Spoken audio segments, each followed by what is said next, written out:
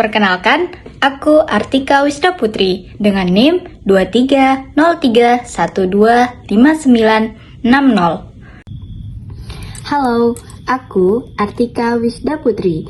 Di sini akan menjelaskan materi tentang keterbagian. Keterbagian memiliki definisi A membagi B jika terdapat bilangan bulat K, sehingga B sama dengan A dikali K, di mana A, B, dan K adalah anggota dari bilangan bulat. Yang pertama yaitu A membagi A, atau biasa dikenal dengan sifat refleksif. Mari kita buktikan. Kita misalkan A sama dengan 2, di mana A membagi A sehingga A sama dengan A dikali K. Karena sebelumnya telah kita misalkan, sehingga 2 sama dengan 2 dikali K, sehingga menghasilkan K sama dengan 1 yang merupakan anggota dari bilangan bulat. Sehingga kita peroleh A dapat dibagi A atau 2 membagi 2, sehingga terbukti. Selanjutnya yang nomor 2. Jika A membagi B dan B membagi C, maka A membagi C, atau dikenal dengan sifat transitif. Mari kita buktikan. Diketahui A membagi B sehingga B sama dengan A dikali K, di mana K adalah anggota dari bilangan bulat. Lalu B membagi C sehingga C sama dengan B dikali L, di mana L adalah anggota dari bilangan bulat. Karena C sama dengan BL, B dikali L sama dengan A K dikali L sama dengan A dalam kurung K dikali L, maka terbukti jika A membagi C. Ini merupakan sifat asosiatif, sehingga terbukti.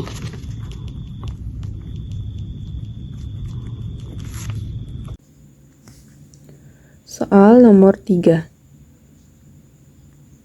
Jika A membagi B, maka A membagi BC. Pembuktiannya, A membagi B, sehingga kita dapat tuliskan B sama dengan KA, di mana K merupakan suatu bilangan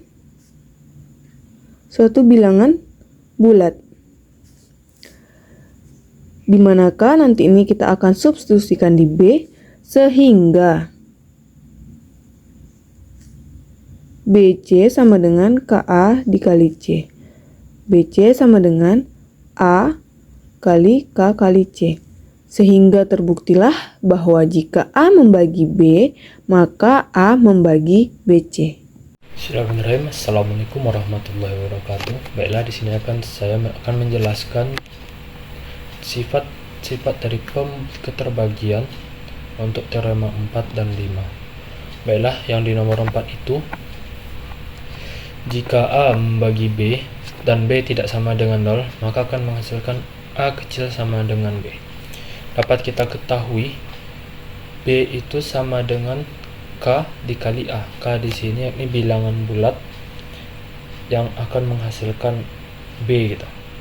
Perkalian A dengan K akan menghasilkan nilai B. Dan B bukan 0. Dimana untuk membagi suatu bilangan bulat B, maka diperlukan nilai A yang lebih kecil dari B atau sama dengan nilai B. Berarti pernyataan dari A membagi B dan B tidak sama dengan 0, maka A kurang dari sama dengan B itu adalah benar. Baiklah, untuk selanjutnya teorema yang kelima, jika A membagi B dan A membagi C, maka A membagi BX tambah CY, di mana X dan Y anggota bilangan bulat. Dapat diketahui bahwa A membagi B akan menghasilkan B sama dengan K dikali A. Seperti yang saya ucapkan tadi, K itu nilai berapapun dikalikan dengan A bilangan bulat akan menghasilkan nilai B. Seperti itu juga dengan C.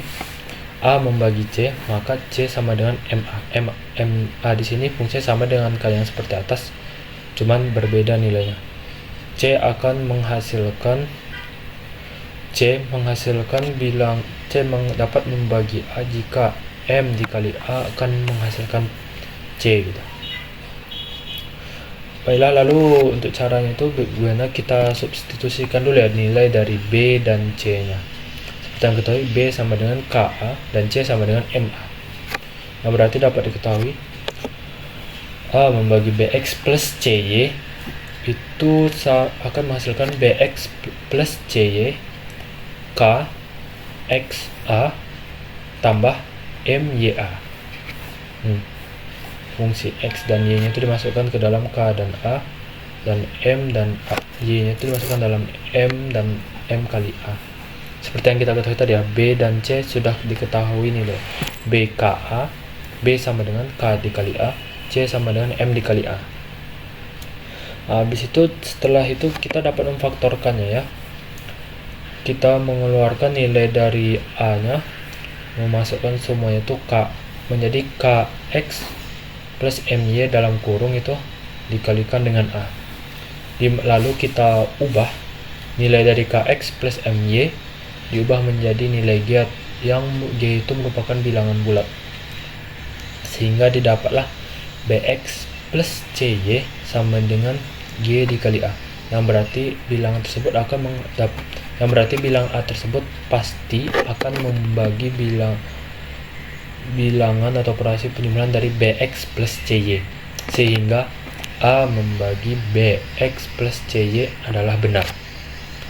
Mungkin itu saja yang bisa saya sampaikan. Selanjutnya, teorema selanjutnya akan disampaikan oleh kawan saya. Assalamualaikum warahmatullahi wabarakatuh.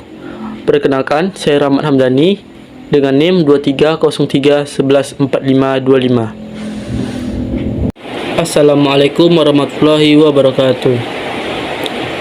Baiklah, di sini saya akan menyelesaikan permasalahan dari nomor 6 sampai nomor 7.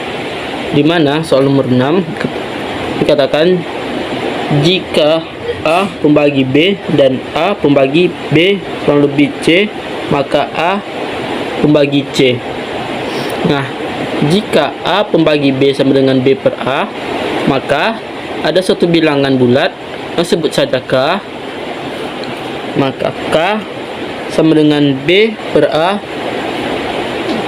menjadi B sama dengan A kali K.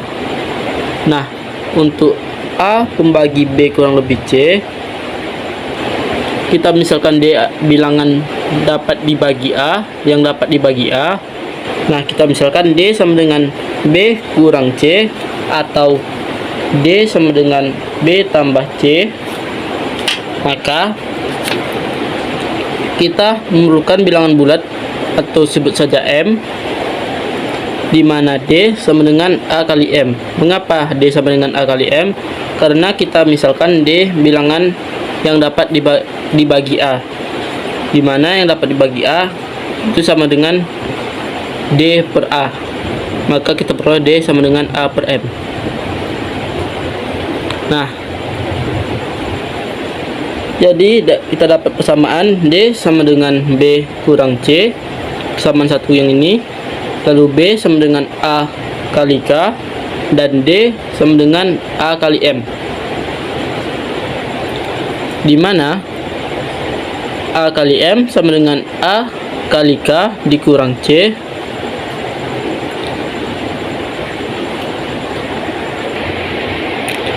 mengapa AM sama dengan A dikali K sama dengan C dikurang C? Itu karena kita ngambil persamaan ini, di mana D nya sama dengan AM dan B nya sama dengan A kali K di sini. Jadi yang disubstitusikan ini yang disubstitusikan, maka kita memperoleh C sama dengan A kali K dikurang A kali M, maka C sama dengan A dikali M kurung K kurang M. Nah, karena K dan M adalah bilangan bulat, maka berarti C adalah atau C dapat dibagi oleh A, atau A dapat dibagi C. Untuk soal nomor 7, jika dimana soalnya jika A pembagi B dan B pembagi A, maka mutlak A sama dengan mutlak B. Dimana jika A pembagi B, kita misalkan B sama dengan A kali K, sama yang di atas tadi. Mengapa B sama dengan A kali K? Karena K sama dengan B per A, maka memperoleh B sama dengan A kali K, di mana K adalah bilangan bulat. Sedangkan B pembagi A, maka kita misalkan A sama dengan B kali M, dengan M adalah bilangan bulat. Lalu kita substitusikan B sama dengan A kali K ke dalam persamaan A sama dengan B kali M, di mana A sama dengan B kali M, A sama dengan A kali K kali M. Nah, karena dapat persamaan ini, kita ambil misalkan A sama dengan 1, maka 1 sama dengan K kali M. Karena nilai K kali M sama dengan 1, maka kita memperoleh K sama dengan 1 dan M sama dengan 1, atau K sama dengan minus 1 dan M sama dengan minus 1. Maka dari persamaan ini kita memperoleh bahwa nilai mutlak B sama dengan nilai mutlak A, atau nilai mutlak A sama dengan nilai mutlak B. Hai, saya Sisca Rahmalia dengan NIM 2303113265. Jika A membagi B dan B tidak sama dengan 0, maka B per A membagi B. Di sini kita bisa lihat bahwa B habis dibagi oleh A dan B tidak sama dengan 0. Nah, kita akan membuktikan dengan B per A membagi B jika A per B. Dari A membagi B, maka kita dapatkan B sama dengan A kali K, di mana K ini merupakan bilangan bulat. Nah, selanjutnya kita akan memeriksakan apakah B per A membagi B. Yang pertama itu dengan substitusikan B sama dengan A kali K ke dalam B per A. Maka kita dapatkan B per A sama dengan K A per A sama dengan K. Jadi, B per A sama dengan K. Selanjutnya, memeriksakan apakah K membagi B. Karena B sama dengan A kali K, maka K membagi B, atau B habis dibagi oleh K. Dengan demikian, dapat kita simpulkan jika A membagi B dan B tidak sama dengan 0, maka B per A membagi B adalah benar. 9. Untuk C tidak sama dengan 0, maka A membagi B jika dan hanya jika AC membagi BC. Pembuktiannya yaitu AC membagi BC, sehingga kita dapat tuliskan BC sama dengan K dikali AC. Lalu kita bagi kedua ruas sehingga C-nya habis.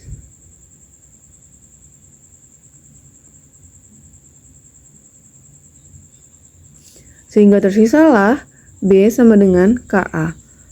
Terbuktilah bahwa A membagi B jika dan hanya jika AC membagi BC.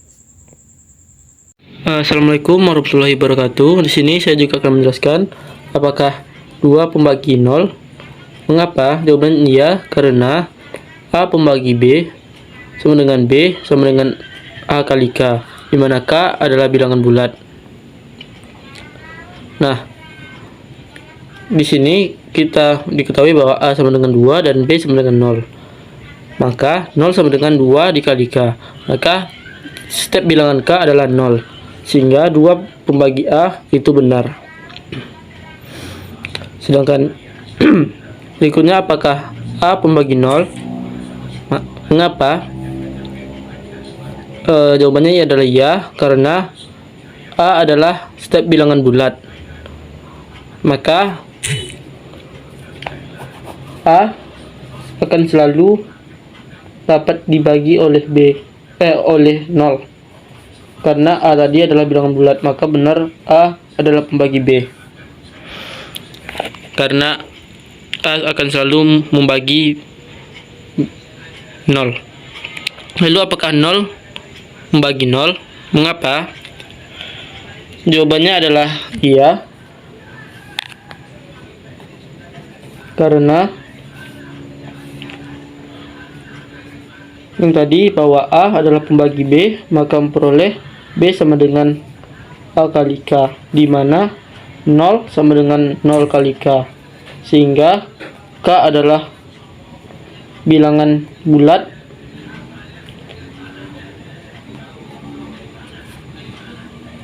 sembarang.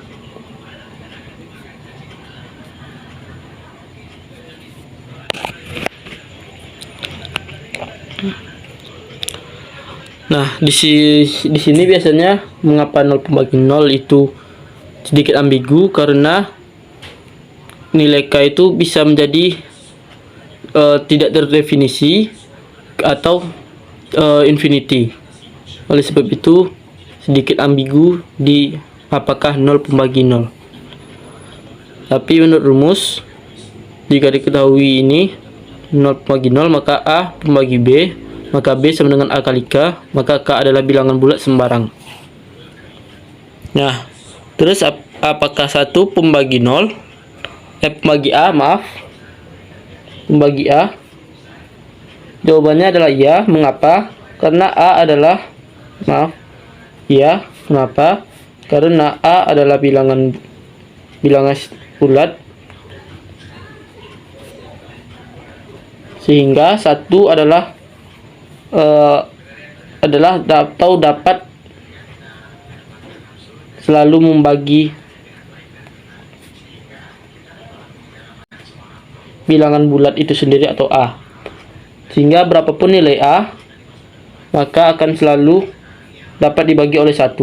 Oleh sebab itu adalah 1 pembagi bilangan 1 adalah pembagi A. Lalu terakhir, apakah A pembagi A? Mengapa? Jawabannya iya. Karena A sama dengan A. Di mana jika A 1, maka